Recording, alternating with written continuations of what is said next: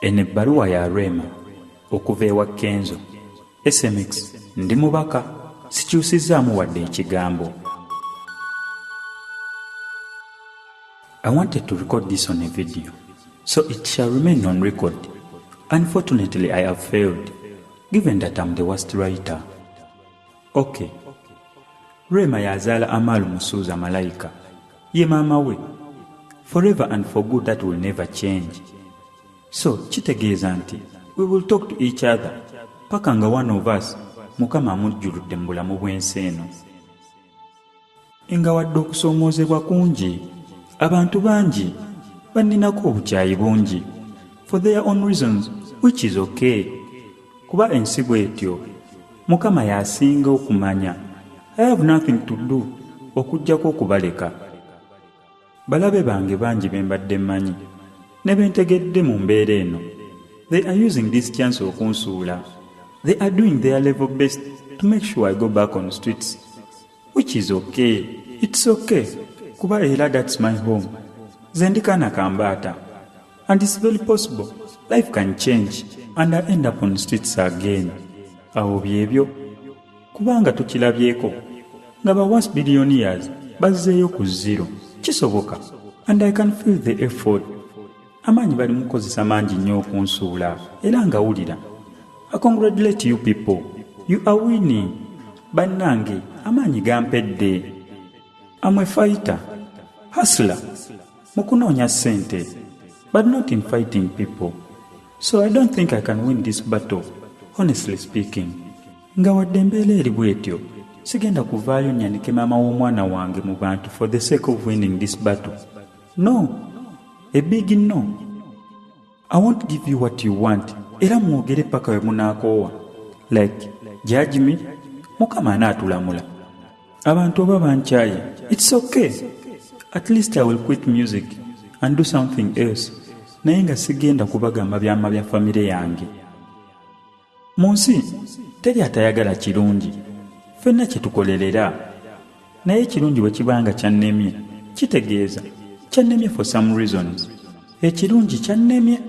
However much I wanted it so bad, I have to protect Rema, no matter what. Sigenda kukola interview. I'm not going to prove myself right. Kasita Katonda yamanyi why our relationship failed. We wanted to have the best couple and the best life. Naye ensi bw'etyo. Fenga abantu tusaba birala. Naye Mukama aba n'entegeka ze. Sabira maama Amalu obufumbo obulungi. Saba Allah akuteremu emirembe mu Mr. Sebunya Doctor. Akwagala ennyo okusinga nze bwe nkwagala. Kuba bwana akwagala ajja kuba akwagadde byansusso nnyo Rema. Nkwagala. And I remember telling you this in our last conversation 2 weeks back. Era mbadde nkigamba from day one. And you know it's not new to you. I always told you I love you. I don't know whether you believed me or not. But let me repeat here. Nkwagala nnyo. That's why you will always be my family forever. Namakula, kwomanya ebyange munnange. Like ebyapa byange gwa birina. Kadi z'emmotoka, abaana, n'ebirala. Era nzikiriza nkusabe mu public nti bw'oba otuuse okuva esseguku ng'ogenda ewuwo in your new blessings. Please take everything you want.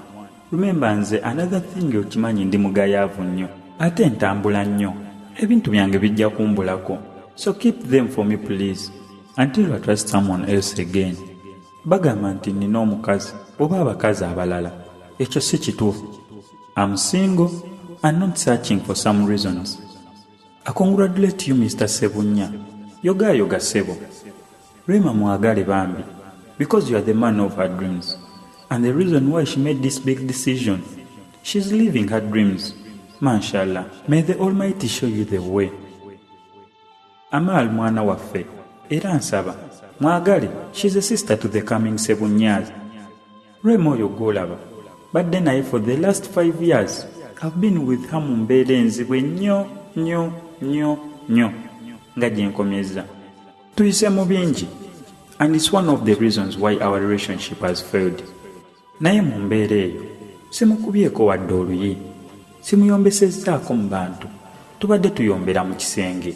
Tankwatirangako mu bwenzi, wadde ng'ebigambo bamugambye bingi. Simulazeeko mukazi yenna. Sizaddeeko bweru. Omwana gwe yansanga naye era gwe nkyalina. Era ye Maya Musuuza Mirembe. I have 2 kids, Maya and Amal. I pushed her to be a better person. I wrote for her big hits and participated in the production of hits that will stay forever. She will sing this music for so many years. Like, I'm not perfect, but I have tried my best. Remember, she's the best vocalist of all times. She loves music with all her heart. If you give her support on her career, that will be the best feeling ever.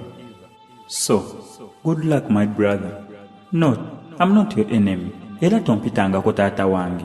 Bino byansi ate bibaawo. Salamu alaikum. Era bw'atunassaako omukono nti nze Edrisa Musuuza Kenzo taata wa Amal.